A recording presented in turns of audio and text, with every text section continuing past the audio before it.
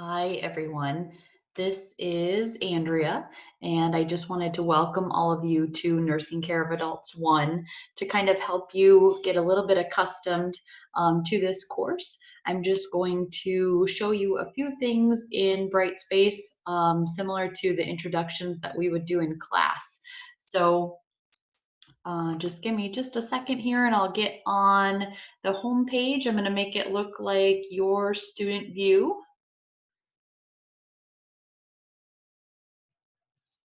All right.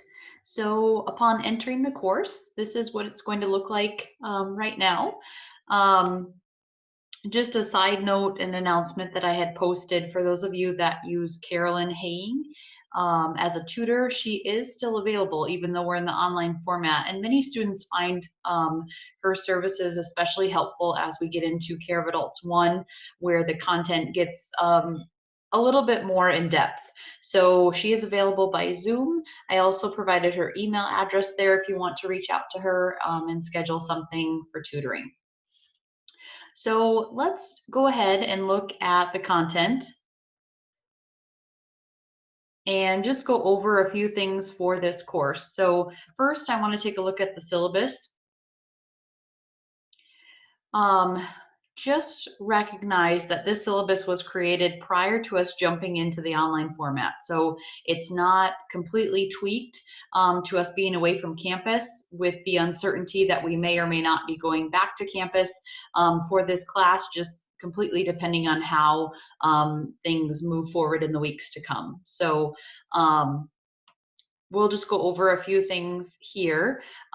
For Debbie and myself, obviously we don't have our office hours on campus, but please feel free to reach out to either one of us through email at any time. So, and just to note, for some of you that have tried to contact me through email, it is my second initial as well. So it's barthan@nicc.edu, and Debbie's email here as well. As far as prerequisites, obviously successful completion of nursing concepts with a minimum grade of 78%. As far as the required materials for this course, so for this course, we're going to be using the Understanding Medical Surgical Nursing 6th edition, the Williams and Hopper edition. So be sure that you have that textbook. That's kind of what guides our lectures and our chapters. There's also a student workbook for this as well. Your Davis Drug Guide, your TABRs, your Nursing Diagnostics Manual, your Davis Comprehensive Lab and Diagnostics Manual, all things that you've had already. The workbook is available through the NICC bookstore, and I just received an email this morning that that can be mailed to you if needed. I think, in speaking for Debbie and myself, we're also going to upload our PowerPoints right into Brightspace. So if you are not available to go to the bookstore to purchase that, that's, you know, it's closed. So if you can't get it mailed to you, obviously you need the PowerPoint. So it may be easier just to work off of the PowerPoints that we upload for right now. Policy and procedure manual, which is available online. Method of delivery is going to be in the online format until we kind of see how things go. As far as grading, so very similar to nursing concepts. So your exams are going to range from 30 to 50 points. We'll post a test plan for these exams. Same format as your online test taking from nursing concepts that you've adapted so far online. So the exams will start at 9 o'clock on the days that they're scheduled. If this class were in the actual classroom face to face, we would be meeting from 9 until noon. So if by chance we would go back to campus at some point, just note that it is a 9 to noon class. As far as test integrity, things like that, we understand now in a home testing environment, we are looking at software that's available to be proctoring your exams at home. But with that, also knowing that not all students may have a webcam. So that's you'll look for more updates from Debbie or myself if that's something we're able to implement. But we trust as students that you're going to practice academic integrity at all times. Don't take exams together. Don't use your books or your notes. Don't use your phone. All of those things are only going to hurt you in the end. If you don't know this content, it's going to catch up with you eventually. So please be sure that at all times you're practicing academic integrity, because everything builds upon itself. The evolved case studies are, we'll talk about the assignment list here shortly, but those are all out there for you to view and complete as well. And the scoring for that is the same as nursing concepts. Same with the evolved patient reviews. Any unannounced quizzes that we may create in Brightspace, be sure to watch your announcements, watch your emails. Any tickets to class type of things, same thing, watch your announcements, watch your emails. Pass and fail components are lab, sim, clinical, and then the med-calc exams. So what we've done right now, and we'll talk about the calendar here shortly, but we've pushed all of the clinical components of this course to the back side of the course, hoping that there may be a chance we go back to campus, realizing that that's not a definite thing. So what we will do is keep you updated with what is going to happen in regards to lab and sim. I know that's a huge component that students are wondering about.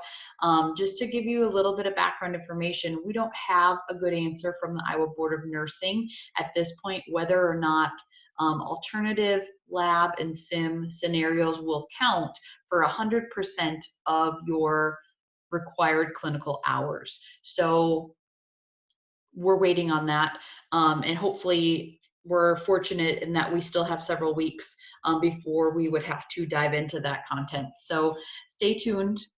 We will provide you updates as soon as we know them.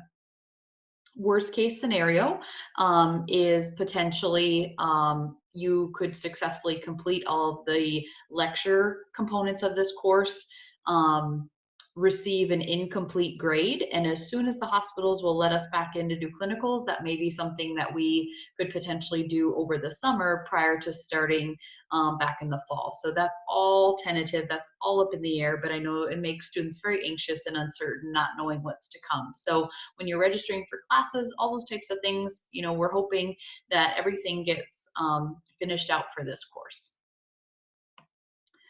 I'm just going to keep moving here. The math exams, again, if needed, those can be put in an online format as well. So we'll stay tuned for that. The first exam is scheduled for Wednesday, April 15th at 7:30. And grading, simulation, details about that. Again, stay tuned. We'll see how things come together. The drop date for this course is April 29th, which is a great benefit because that is very much towards the end of this course. So keeping that in mind. Policies, attendance, all those types of things. We still will be taking attendance online. Debbie and I can see all of your login history, so we can tell when you've been on, how long you've been on, all those different types of things, which are helpful. So for financial aid and things like that, we will be looking and monitoring your attendance in the course. Makeup testing is something that we are going to have to hopefully avoid as much as possible. You'll just need to communicate with Debbie and myself regarding any uncertainties that may be happening, things you're not able to control in your life. So with that being said, the makeup testing, that traditional Monday schedule, it's posted as if we were on campus, but really please just reach out to Debbie and myself through email and we'll deal with situations as they would arise. I'll let you read through all of those things. Read Speaker is available as well for your exams. So if that is a service you've used in the past, that is something that you can continue to do while you're taking your exams. Lab guidelines, all of those things. I'm going to skip over that for now, just waiting until we get into those scenarios because we're just going to have to take this day by day. Okay, so just kind of scrolling through your syllabus. The assignment list that's included in here, there's actually a separate assignment sheet that I'm going to go back to instead. I think it's a little bit easier to read. So under course information,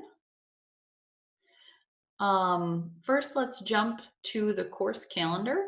And this was emailed out to all of you prior so that you could take a look, but let's just kind of look together so that we're all on the same page as far as our course. So course start date Thursday, March 26th. And the welcome course information is this recorded video. So please watch this to help kind of answer any questions that you have. And then Debbie will have her content starting with renal. So the renal unit will be the first unit that you do. That content will be available on the 26th. And then the remaining content you will be responsible for completing on Monday the 30th. Moving into April, the exam for the renal unit will be on Wednesday, April 1st at 9 o'clock online in Brightspace. Okay. After that, all the information for fluid, electrolytes, and shock will be available online. That will go through and need to be completed on Monday, April 6th. And then that exam will be on Wednesday, April 8th.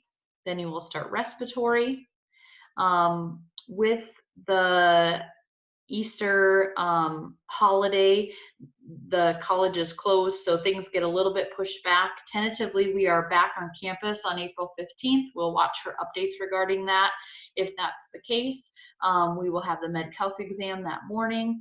You will have the respiratory unit starting at 9 o'clock and optional lab practice that afternoon, with lab scheduled for the 16th and 17th. Everyone comes both days. On Monday, the 20th, would be the second Med-Calc exam for anyone that didn't successfully complete the first one, and you would have to have proof of remediation for that. And then if a third Med-Calc exam is needed, that would be on Wednesday, April 22nd. The respiratory exam is scheduled for Wednesday, April 22nd at 9 o'clock. Theory would begin on HIV, heme, and cancer units. Clinicals would begin on the 23rd, if that is what we're able to do. Theory from 9 to noon on the 27th. Exam on the 29th. Our last unit, endocrine, would start on the 29th. We would go back into clinical. Come back for theory on the 4th. Exam on the 6th. A final review. Finish up clinical, final exam on May 11th. So again, everything's very tentative. This is our plan A, but stay tuned and we'll keep you updated as we know more, and we'll go from there. So that's kind of where we're at right now as far as the calendar. I'm going to go back and we'll look at the assignment list. I encourage you to structure yourself organizational wise the same way you would in the classroom. So if you normally write all these assignment dates on a calendar, do that. Keep yourself in that same structure. It's going to help you stay organized. Okay. So assignment list here, all of your due dates are listed, evolve case studies, patient reviews, listing out kind of where to find these. And you're familiar with that from Nursing Concepts, but if you have questions, please let us know. There is an HIV positive project paper that's going to be due on Tuesday, April 28th. All of that information is posted under the HIV content, but I will talk about that as we get closer. Simulation reflection paper, that is kind of something that is going to be a little bit on hold right now until we know that we'll be back on campus to do sim. So we will talk about that in the weeks to come. Portfolios would be due on Monday, May 4th. That would be in an online format, and we'd give you more instruction if we're still online. If we're on campus, we'll give you more details. That's a pass or fail component of the course. And then finishing up with patient reviews and an endocrine quiz that would be posted on Brightspace. So your assignment list is there. I'm going to jump back.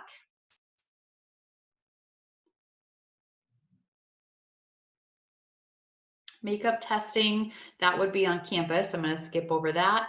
Sim paper, put that on hold for right now until we know more as far as dates we're able to reconvene.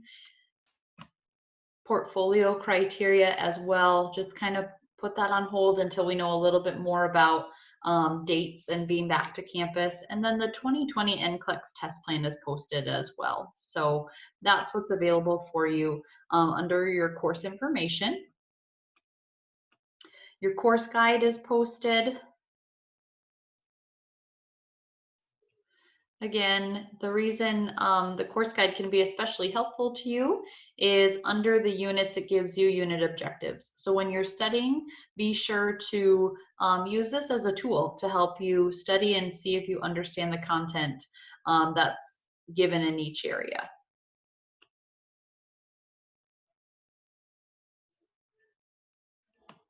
We added a new tool, especially since we're in the online format, that we really encourage all of you to use. Many of us have the exact same questions as students, and some of us are more willing to ask those questions, some of us are more tentative. So we have a discussion community that was created that says ask your questions here, kind of an ask the instructor. This is available for everyone to see. So what you could do is, if you have a question about an assignment, about an exam, about kind of what's coming, any uncertainties, anything at all, you can start a new thread in here and ask your question, and Debbie or myself will respond, but everything is able to be viewed by all students. So just keep that in mind when you're posting, but it can be a helpful way for us to communicate through context where everyone can see. So that we encourage you to use that while we're in the online format. And then some tools for success, information about lab and clinical, we'll kind of put that on hold for right now.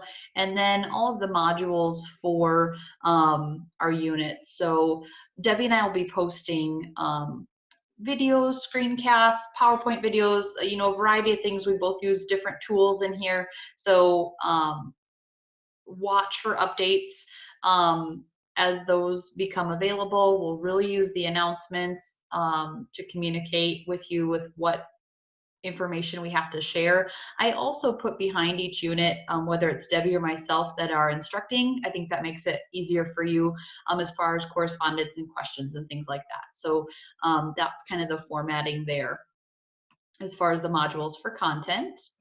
Under more tools, under your assignments, right now your HIV positive project assignment will be a Brightspace Dropbox assignment regardless of if we're online or in person.